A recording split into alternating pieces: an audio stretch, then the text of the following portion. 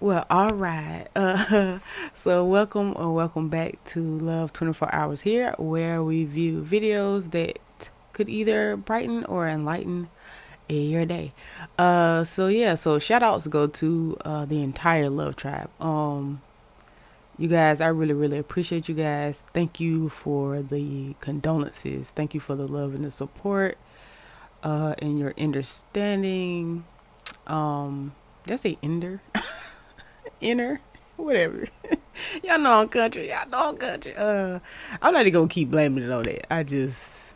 Well, no, I'm country. But yeah, but no, I appreciate you guys. You know what I mean? Because you don't know me or anything like that, but you still took the time out to, you know what I'm saying, to give me condolences and give me words that made me feel better, and I appreciate that. You know what I'm saying? Because you don't have to. You don't have to. Like, I think some people kind of take that either for granted or they don't think much of it. But I appreciate any time someone takes the time out to show love to a stranger. Like, I really do appreciate it. So without further ado, you guys, let's just go ahead and jump into the video. Feels more than we think. We were supposed to be raised on telepathy. We still have telepathic powers, and this in part is the reason for intuition and feeling other people's energies. Language has been an attempt to cut off this connection. Every word we say is a magic spell. So spelling, spell casting, has been specifically used to denigrate our divine selves. We are born into this world. Born comes from the English word barren. Today's definition of barren is unfruitful, bleak, and lifeless. Our children, as designated by our language, aren't even ours. Parents are a pair who rents. Our governments, especially our courts, don't treat a parent's right to control and direct the upbringing of their child as a fundamental liberty. We're forced from a young age through many types of indoctrination, and our parents are helping in this process. Look at the word childhood. A hood is used to cloak and hide. The etymology of children is chill and dren. Chill means cold. Dren is a name meaning a strong and healthy individual. So children are strong individuals who must be chilled, made cold. Stay with me, this will all come together. In Ballantyne's 1948 Law Dictionary, the term human being says sea monster. When we see monster, we get the definition, a human being by birth, but in some part resembling a lower animal. In the Oxford New English Dictionary of 1901, a human is defined as belonging or relative to man, as distinguished from God or superhuman beings. So these definitions are telling us we're monsters and have no inherent divine qualities. The word live backwards is evil. Our language is telling us we're born as monsters who are bleak and lifeless to a pair who rents us out to the government and other corporations that indoctrinate us. Our childhood is spent under a cloak so our divinity will be hidden from us, and we're evil when we live. Our sentences are made up of words. The word sisters in Greek mythology were fates or witches who controlled the fates of man. Every word we say directly affects our reality and ultimately our fate. The Egyptian deity Thoth is said to have invented language and writing. The original purpose was to use words for magic. The words write and write are pronounced the same. A rite is a ceremony or ritual. Whenever we're writing with words or speak, we are initiating a ritual. Books contain chapters. A chapter often refers to a sect of a secret society or religious order. To page someone is to summon them. Pages in books made of words are summoning things to enslave or imprison our souls. The word grammar comes from the French word grammaire or grimoire. Grimoires were ancient magic books which contained instructions to summon demons. I want to mention sounds affect everything around us. The study of cymatics is the study of sound vibration on matter, and it has been demonstrated that vibrations and frequencies create geometric patterns in sand and other mediums. We wake up each morning. A wake is a funeral party held for the dead. At the beginning of each day, we say to each other, "Good morning." Mourning is what you do when you're sad for the loss of someone or something. We begin each day reveling in the morning of our divine nature, which has been stripped from us, by calling it a good morning. It's pretty masochistic if you ask me. We then go to work at our occupation. When we occupy something, it can mean being occupied by a military force, like in war. Many occupations are focused on money and the dog-eat-dog mentality. The dollar bill comes first before the environment or even each other. Therefore, we are committing war against each other and Mother Earth during each day we work our occupation. We are the military occupiers. An urn is for the ashes of the dead. For the average 9-to-5 worker, it would have to be one of the weekdays in order to earn a living. I agree, you would have to be in a weekdays to earn a living. During the week, we become weaker and weaker until finally it's the weekend, and we have become weakened. Somebody or something who is weakened has no power. And during the weekend, many of us turn to drink alcohol. Alcohol comes from the Arabic word al-kul, which is a body-eating spirit. It's also the source of the word ghoul. We drink booze or booze.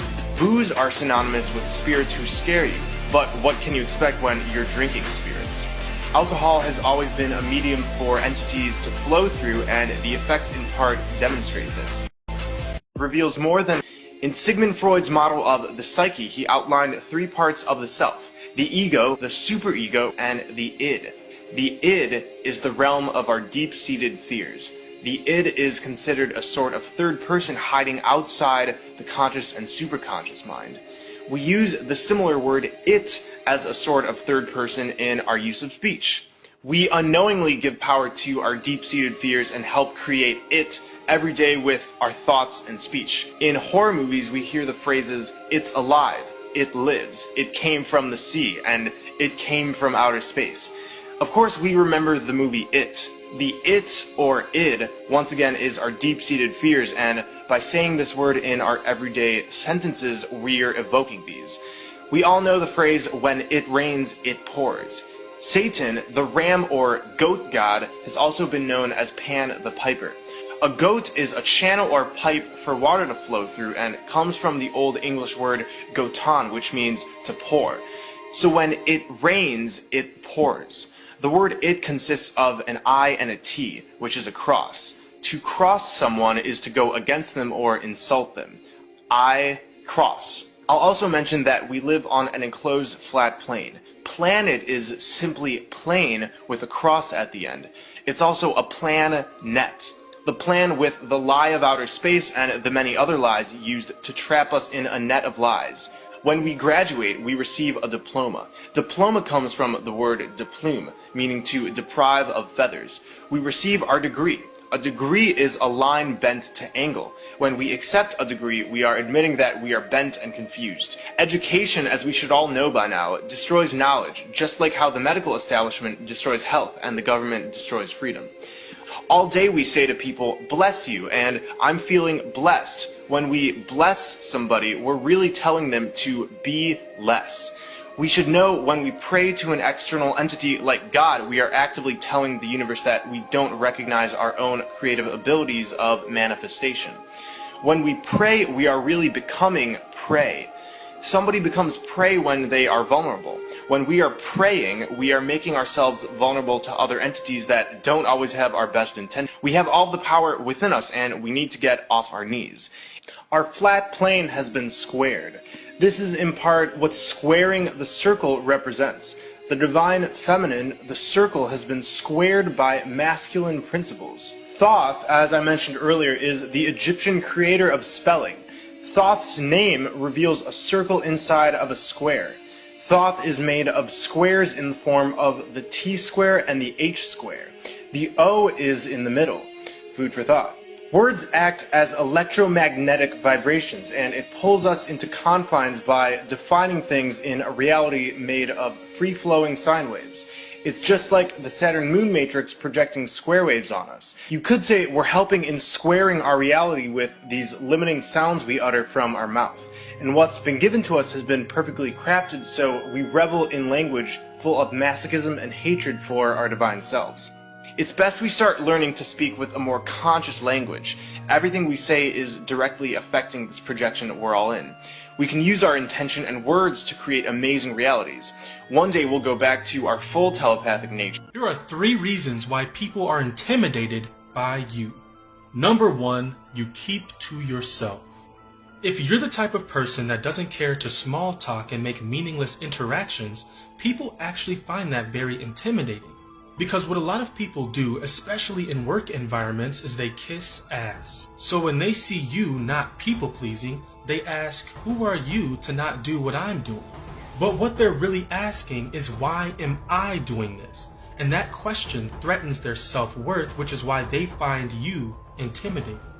Number 2, you do your own thing. Most people in life conform to societal norms. And so when you do the things that are interesting to you or you pursue your dreams, people feel threatened by that because it makes them ask why they aren't living the life that they want to live. A lot of people don't pursue their dreams out of the fear of losing stability. And when they see you doing your thing, they realize they could have done it too. Number 3, you keep on winning.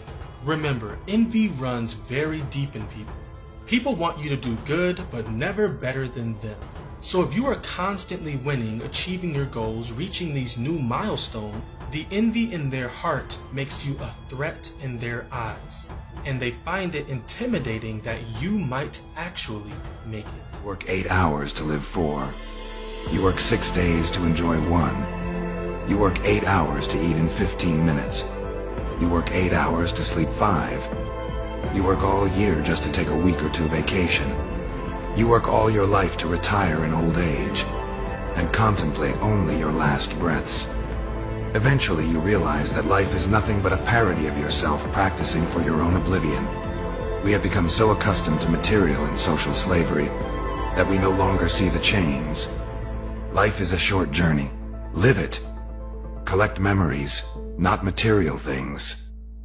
Oh my god! Look, a shark is carrying a turtle on the sea, riding the wind and waves. After seeing human ships from afar, the shark worked hard to escort the turtle over. With the assistance of the shark, the turtle struggled to pounce on the steps of the ship. This incredible scene happened to be discovered by the boy on the ship. After confirming the discovery of sea turtles by humans, the shark turned around and left gracefully. The boy believes that the turtle must need help when it actively approaches humans, so he caught the turtle out of the water. Seeing the help of humans, the helpless turtle left tears of emotion. Originally, the turtle's neck was tightly restrained by a thick rope. Warm-hearted boy carefully examined the turtle's wound. Just lightly stroked the turtle's neck. The turtle immediately began to struggle in pain. The boy first flipped the turtle upside down on all fours. It can be clearly seen that 2 ropes have been deeply embedded in the flesh. The turtle must be in great pain. It looked at the human beings in front of it with tears in its eyes. Seems to be asking for help quickly. The boy immediately took out the knife. Easily cut the first rope. After a moment, the second one was also smoothly cut open. A large amount of fresh air rushed into the turtle's body in an instant. It can finally breathe freely. I really don't know how the turtle fairy passed through such hardships. Heartwarming girl quickly applied imported Yunnan Baiyao to the turtle's wound. Turtles are the long-lived stars. Please light up the little red star.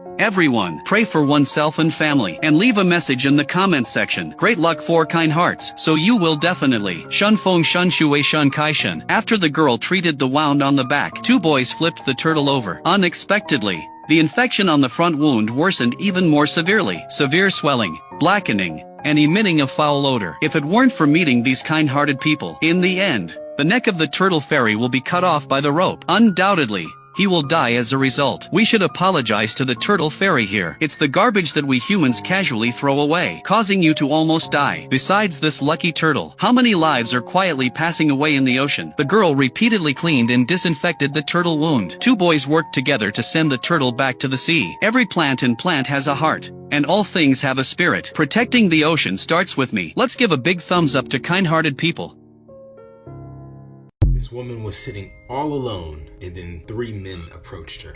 Brad's Barbecue restaurant in Alabama is a popular spot to go for delicious southern barbecue food. One day, an elderly woman went in alone to enjoy a meal. A few moments later, 3 young men walked in right behind her. Nobody could have guessed what was about to happen, but believe me when I say that this little act changed their worlds altogether. 80-year-old Eleanor Baker is a widow who lives in Oxford, Alabama, with her dog Rufus after her husband passed away. This sweet old lady dines alone, enjoying her meal in a little booth, and it seems like it's been this way for quite a while. since her husband passed. And while most people would glance over, maybe take pity, not even notice, these three young men did something special. Although she has a big family, most of her relatives lived out of town. So she is used to dining alone and having nobody to talk to other than her loyal furry friend, Rufus. That evening, Eleanor believes that she was sent to that barbecue restaurant for a reason. As she was sitting alone, one of the three young men that had entered the place right after her, Jamario, he realized that she was probably feeling lonely, and he decided to go up to her and ask her if she wanted some company.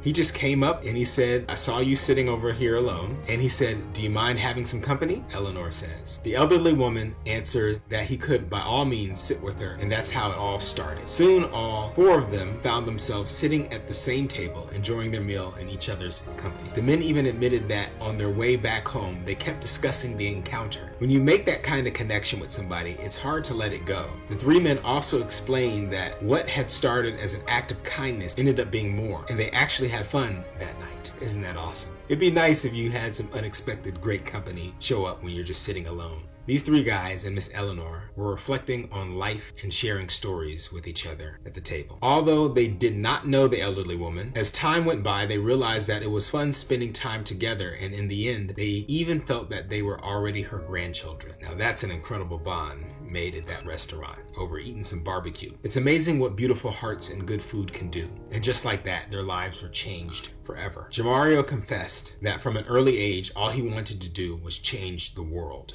Although he's not rich or famous, he believes that he can make a difference by showing the world that being kind, nice, and generous to others can turn the world into a happier place for everyone. Jamario gets it. He understands. I'm not rich, I'm not famous, and I'm not very smart either. I'm right there with you, Jamario. So I can't be president, but we can show the world it's alright to be kind, he said. And then, before long, maybe the world will be a much happier and better place. Such acts of kindness certainly restore our faith in humanity, and they remind us that there are still nice people out there. All we need to do is be open to them and welcome them in our lives so that they get the chance to brighten up. These men's act of kindness is truly heartwarming to watch. They have such incredible hearts and souls. What a wonderful gesture. Something so simple. Would you like some company? Can I join you for a meal? That's all it takes. You never ever know what someone is going through. It may not be a big deal to you. It could change that person's life forever. If we could all be a little bit more like these wonderful gentlemen here, just imagine where the world would be. Stay inspired. Oklahoma City bomber. Maybe one of the benefits of me talking to you today is that you'll see that maybe not everything is true that you've heard about me.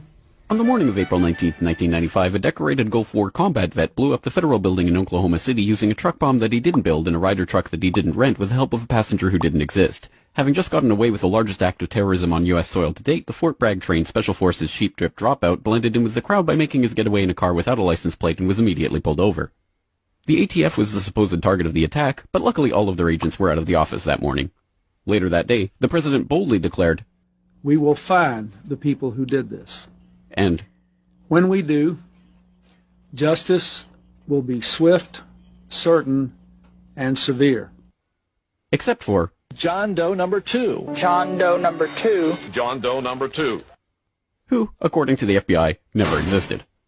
In McVeigh's unprecedented 3.5-week trial, the prosecution didn't show the CCTV footage of him and John Doe number 2 parking the Ryder truck. Didn't explain why 24 separate witnesses mass hallucinated the existence of John Doe number 2. Didn't explain why the government was testing truck bombs and the Army was storing Ryder trucks at Camp Gruber right before the bombing. And didn't talk to the FBI informants who blew the whistle on the plot. But they did collaborate with the CIA, and they did convict McVeigh as the lone wolf bomber and Terry Nichols as his bomb-constructing accomplice. Still, a bunch of crazy conspiracy theorists, including 300 bombing victims, insist on talking about facts and evidence and refuse to simply believe what they've been told a million times by people in tailored suits with well-coiffed hair. They quote the U.S. Army Brigadier General and the FBI crime lab whistleblower and the inventor of the neutron bomb who point out the physical impossibility that the Ryder truck bomb did the damage to the building, but that doesn't matter because if there were other bombs in the building that day, we would have heard about them. The second explosive was found and defused. I think he said another bomb. The Justice Department is reporting that a second explosive device has been found. They then found a third device, which was also larger than the first. And I see another bomb truck going, so apparently they're going to try to get out that third bomb. The FBI claims to have lost the footage showing McVeigh and John Doe number 2 parking the truck in front of the Murrah building that morning, but that's understandable because the Bureau has a lot of important evidence to store. Terry Nichols insists the FBI was involved in the plot, but thankfully a judge has saved us the trouble of listening to him by preventing lawyers from deposing him. There was a bomb squad truck parked across the street 2 hours before the blast, but that just shows the authorities were prepared for anything.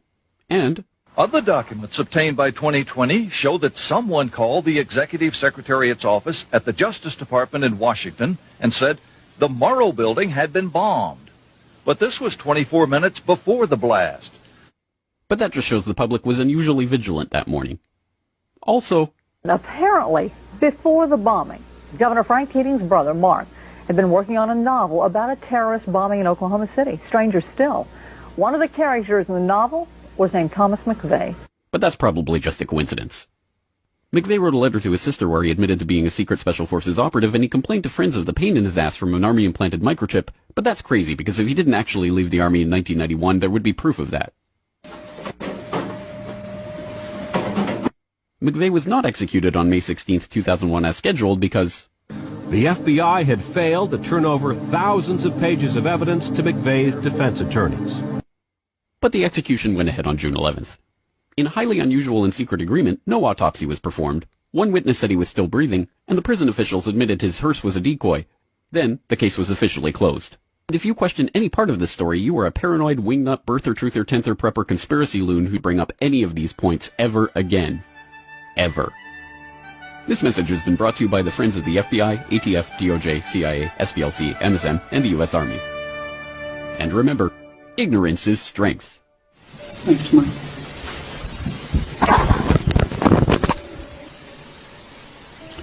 Whether it's $600 or $10,000, under this proposal, the intimate financial details of everyone in this room, at a minimum, of every American who has a job will be turned over on a daily basis to the IRS. What could possibly go wrong? Republicans aren't perfect, but this stuff is crazy. President Xi would be proud. Now, Secretary Yellen, who's one of the leading proponents of this squid-brained idea, says we need to do it to catch rich tax cheats. She knows better than that. Why throw the net so wide? This proposal, like a lot of proposals in my Democratic friend's bill, is not about public policy, and it's not about taxes. It's about control.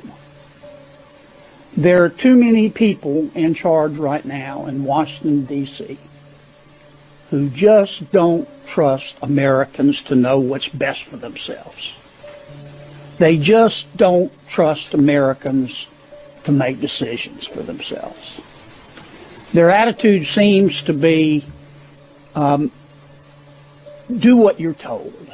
Just do what you're told, and if you do that, we might let you eat meat occasionally. This is another step in that direction. And I hope my Democratic friends rethink this idea.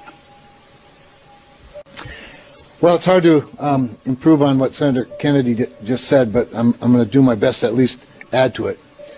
Obviously, I've heard from bankers, community bankers and credit union presidents who are concerned about this.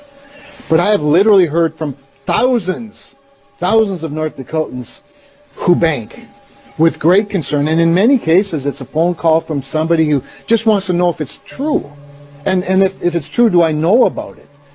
They're so frightened for very good reasons, for all the reasons you've heard. I mean, we are talking about some of the most private of information being shared, turning bank presidents, bankers, community bankers, credit union lenders, and tellers into spies for the IRS. It sends shivers. But here's what bothers me so much. It shouldn't, it should surprise us, but it doesn't. That this administration, who has gone from incremental steps towards socialism to vast leaps to socialism. I mean, Marx is on our doorstep right now. It shouldn't surprise us that they've got the boldness to do this. But here's what bothers me as much as anything. This proposal is built on the premise that there are a bunch of guilty people out there. There's a presumption of guilt. Why else would you need more agents to go after people that buy a car? And that's bothersome. The premise of that in our free system is bothersome to me. But I think one of the craziest parts of the whole thing, even if for a moment you were going to buy into the notion that there are a whole bunch of people not paying their fair share. That's the other word. I came from the same banking hearing that several of the others came from.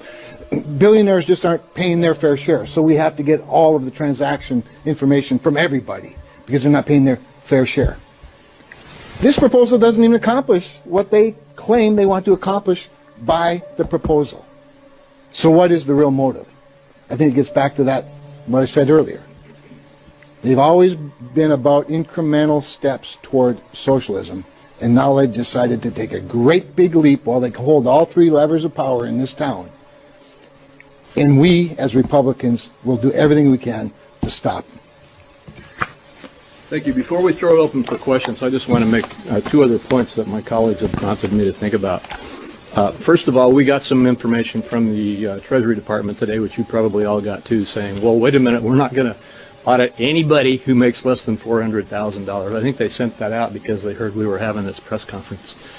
But that's all they did. They just said, well, we're not going to go after anybody who makes less than $400,000. Well, the Green Book, which lays out this proposal, in addition to the details you've already heard about, says very specifically that the Secretary, meaning the Secretary of Treasury, will be given broad authority to issue regulations necessary to implement this proposal, which says that the IRS will be given broad rulemaking authority to get the data it wants.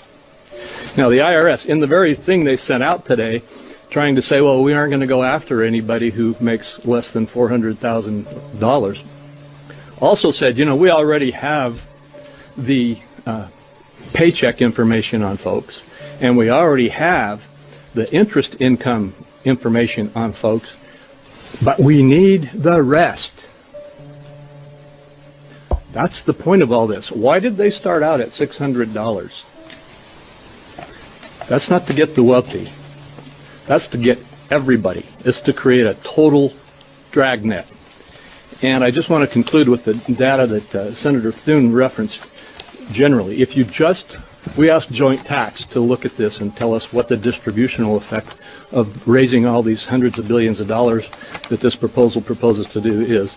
And Joint Tax said, they haven't even put out enough details for us to give you a specific answer, but if you look at the tax code and see where it is that there is the available money that's not being reported, it's primarily in Schedule C and Schedule E. That picks up all small businesses, all individuals, everybody. And so they said, we will analyze the tax gap in Schedules C and E and tell you where it looks like the lost revenue is to be found. And when they did that, they found that it was mostly in those making less than $500,000. Over 50% of it is those making less than $50,000. Another 21%, I got to get my glasses out here. Another 21% is those making between $50,000 and $100,000. Another 12% is those making between $100,000 and $2,000, and another 6% is those making $200,000 to $500,000. And when you get to those making $500,000, not $400,000, but $500,000 or more, that only accounts for 4% to 9% of the expected recoveries that can come from analyzing these schedules. So I don't know what the IRS is trying to say here, but if they are really not going to go after those who make less than $400,000, then why don't they, instead of saying, well, we'll raise the limit to $1,000 for everybody, why don't they just put a ban in there that bans the IRS from snooping in the accounts of people who make less than $400,000? Here are 7 lessons people learn too late in life. Number 1, important people come and go, and that's okay. Important people can suddenly become strangers, but new strangers can also become important. Accepting this improves the quality of people in your life. Number 2. Your diet isn't just what you eat. Your diet includes not just what you eat, but also what you watch, read, and the company you keep. Remove negative influences for a healthier mind. Number 3. You have to let people down to be happy. Prioritize your mental health over career, others' opinions, and obligations. It's okay to let people down in order to take care of yourself. Number 4. Never let rejection lead to self-rejection.